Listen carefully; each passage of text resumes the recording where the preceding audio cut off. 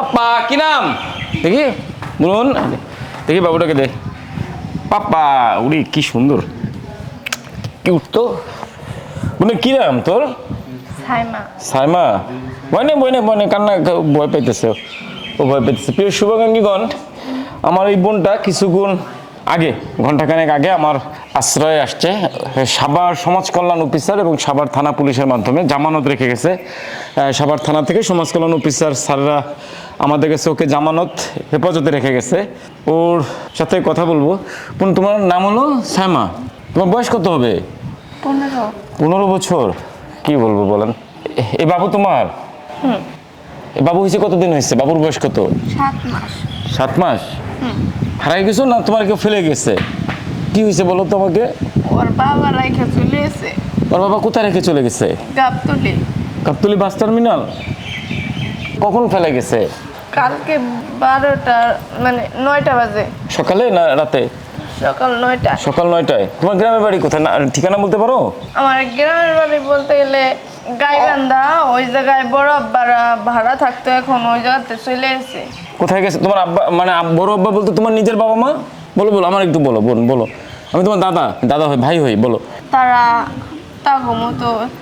যার মতো চলে এসে বাবা মা তোমার কেউ খেয়াল নেয় না আমার বড় আব্বাই পালতো তারপরে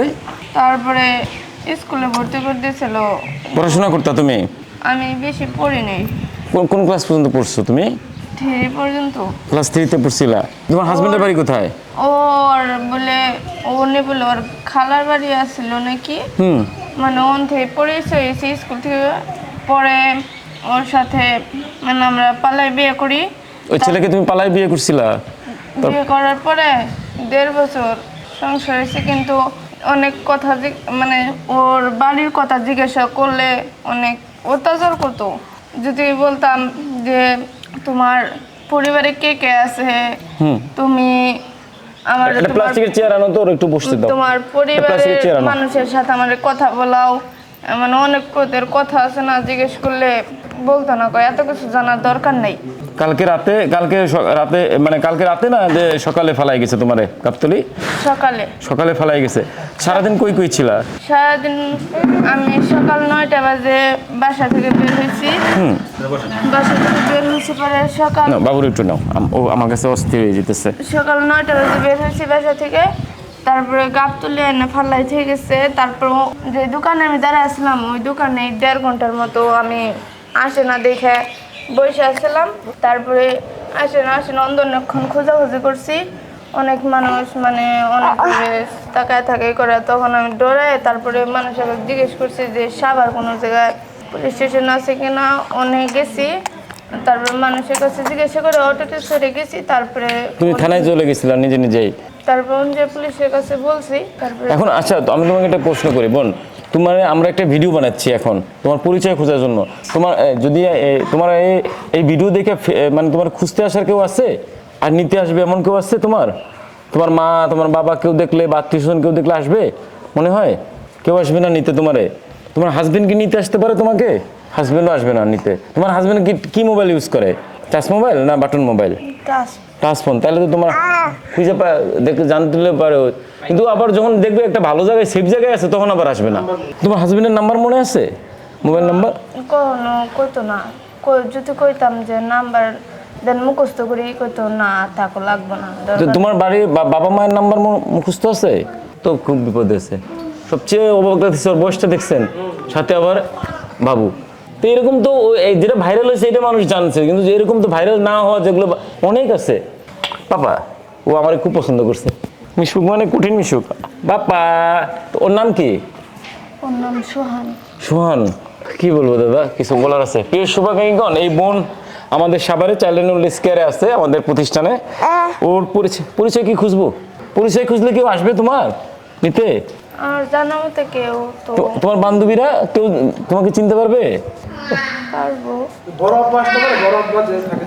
তোমার চাচা বড় চাচা কি আসবে যদি দেখে আসতে পারে তারা বড় চাচা বা চাচি আসতে পারে নিতে পারে না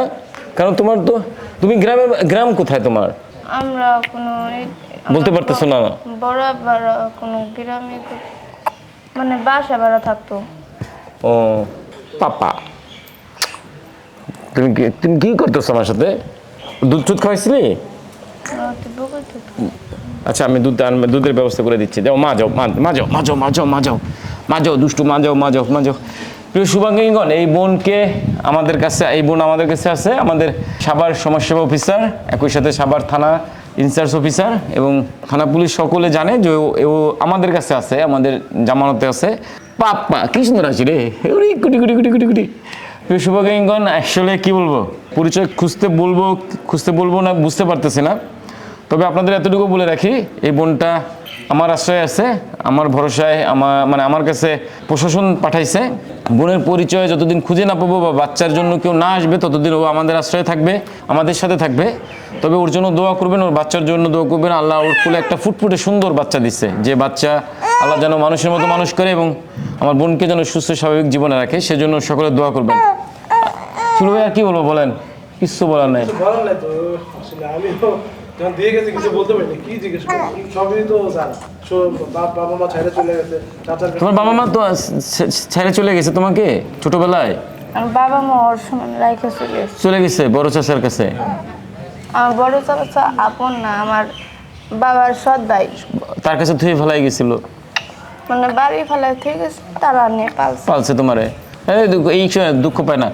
তুমি যে কোন জায়গায় আসছো, তুমি একটা ভালো জায়গায় আসছো। আল্লাহ তোমারে, যার কেউ নাই তার জন্য আল্লাহ আছে,